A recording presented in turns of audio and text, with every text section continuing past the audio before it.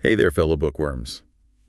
Craving a cozy mystery with a dash of something unexpected. Ooh, I like where this is going. Well, today we're diving deep into Shelby Van Pelt's Remarkably Bright Creatures. I love this book. It's a story that shows us wisdom can come from the most surprising places. Absolutely. This book really beautifully blends the ordinary lives of people in a seaside town with the extraordinary world of a giant Pacific octopus. I was hooked from the very first page. You and me both. So let's get started, shall we? Let's start with Tova. She's our main character. Okay. A woman in her 70s working as a night cleaner at the Sewell Bay Aquarium. Right. But she's carrying the weight of her husband's passing Oh, that's so sad. and the mystery of her son Eric, who disappeared 30 years earlier. Wow. So she's been through a lot. She has. It's interesting how she finds comfort in routine, though, amidst all this unresolved grief. Yes, I noticed that too. It's like she's creating order in a world that's thrown her immense chaos. Exactly. Her job at the aquarium, her weekly knitting group. It's a way of coping. Exactly. And it's in this seemingly mundane world that she encounters Marcellus, Ah, Marcellus. a giant Pacific octopus Yeah. who lives at the aquarium. He's no ordinary octopus. He's not your average cephalopod, that's for sure. Yeah. He's nearing the end of his life, but he's incredibly intelligent. And he has this curious habit of collecting things from outside his tank. I know, right? Makes you wonder, how does he do that? It's one of the mysteries of the book. It's like he's reaching out. Maybe he is. But speaking of unexpected arrivals, we also meet Cameron. Cameron. Yeah, Tova's grandson. Oh, wow. She didn't know she had a grandson. Nope. He ends up in Sewell Bay looking for his biological father, completely unaware of his connection to Tova. So they're both searching for something. They are Tova for peace and answers about her son's disappearance. And Cameron for family and a sense of belonging. And their paths converge at the aquarium. That's where things get really interesting. And then there's the mystery of Eric's disappearance. It's like a thread running through the whole story. It keeps you guessing. It does.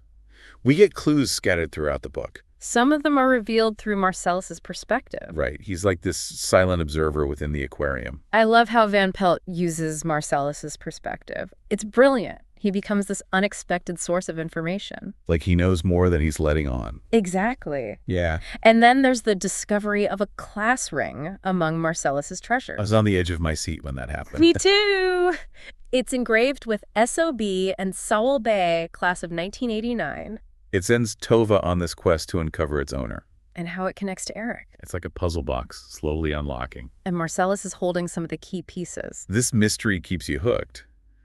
But it's the symbolism woven throughout the story that really got to me. Oh, yeah, like what? For example, the green leotard Tova wore the night of Eric's disappearance. It's like a physical representation of her grief and guilt. It appears throughout the story, doesn't it? It does. It's not just a piece of clothing. It's a symbol. Of her past happiness, a life that was shattered. Right. Every time it appears, it brings back memories. And then there's Cameron's impulsive trip to Seattle. Tell me about it. He ends up at this bar called the Mud Minnow. The Mud Minnow. Yeah, and it leads to this unexpected revelation. I'm intrigued. It's a pivotal moment for Cameron's journey. And we can't forget about Ethan. Ethan. The grocery store owner. He's such a sweetheart. He is.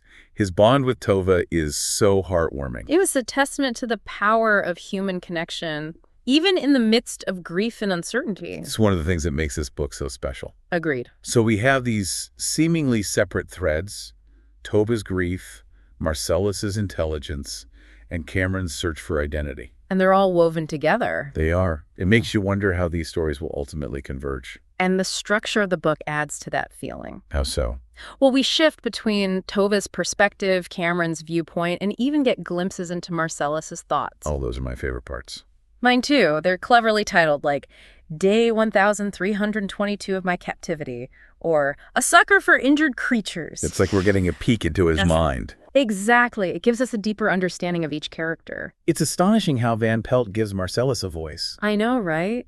He's so witty and observant. And sometimes even philosophical. He really makes you think. He does. His captivity provides this unique lens through which he observes human behavior. It adds a layer of humor and irony to the narrative. It's like he's seeing us for who we really are. Maybe he is.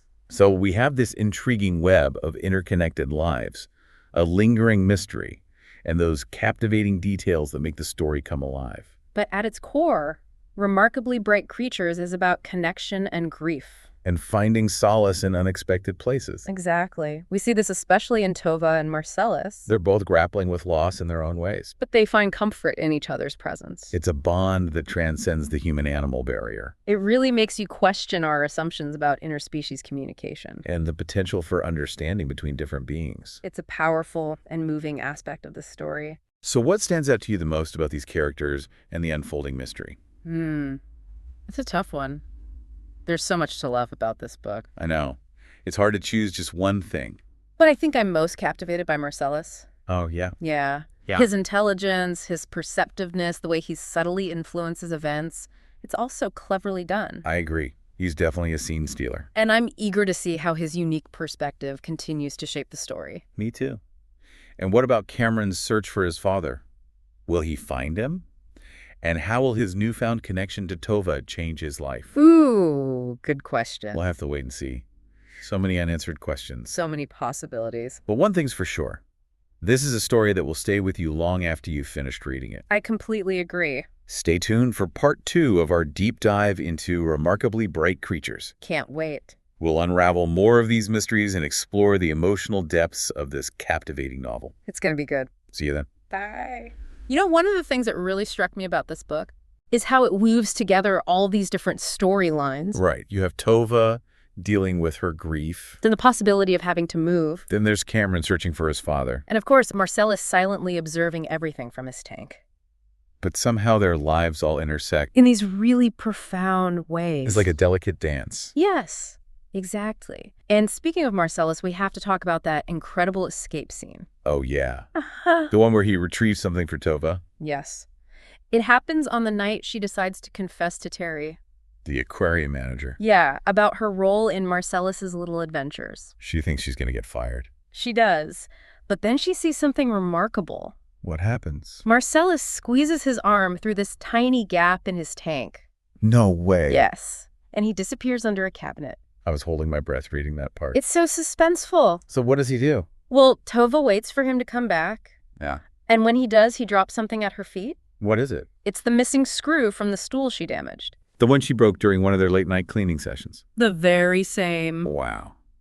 It's like he knew she needed it. It really makes you think about animal intelligence. It does, doesn't it? Like, how much do they really understand? I think we underestimate them. Maybe we do. This book definitely makes you reconsider those assumptions. So let's talk about the class ring. The one Tova finds. Yeah. It's a big clue in the mystery of Eric's disappearance. It sets both Tova and Cameron on a path to the truth. Doesn't it? It does. The ring is engraved with S.O.B. and So Will Bay, class of 1989. And Cameron thinks it belonged to his father. So he goes on this wild goose chase to Seattle. Meanwhile, Tova's doing some investigating of her own. She figures out that S.O.B. is actually Simon Brinks. A former classmate of Eric's. Exactly. It's fascinating how both Tova and Cameron are searching for answers in the same place. But for different reasons. Yet they're both looking for pieces of the same puzzle. And it all leads back to Eric. It does. And Cameron's trip to Seattle? What about it? It doesn't go as planned. What happens? He meets Simon Brinks. Does he find out if Simon is his father? He finds out that Simon isn't his father. But Simon was very close to his mother, Daphne. In high school? Yes. Back in their high school days. That encounter at the Mud Minnow bar is a big turning point for Cameron. It is. He has to face some hard truths. About his family. And about his mother. So he goes back to Sewell Bay determined to find out more. And that's where his path really crosses with Tova's. Because of Eric? Exactly. The missing son and the potential father. And Marcellus plays a part in all of this too. Oh, absolutely. His escape from the tank to get that ring. And his ability to observe and understand things. It's like he's a silent catalyst. Pushing Tova and Cameron closer to the truth. In his own way. So we have Tova and Cameron drawn together by this mystery. With a little help from a very perceptive octopus. Where do we go from here? Well, remember that conversation Tova had with Adam? Adam? Adam Wright? At Marianne's farewell luncheon. Well, he mentions that Eric might have had a girlfriend named Daphne. Wait a minute, Daphne. Yeah.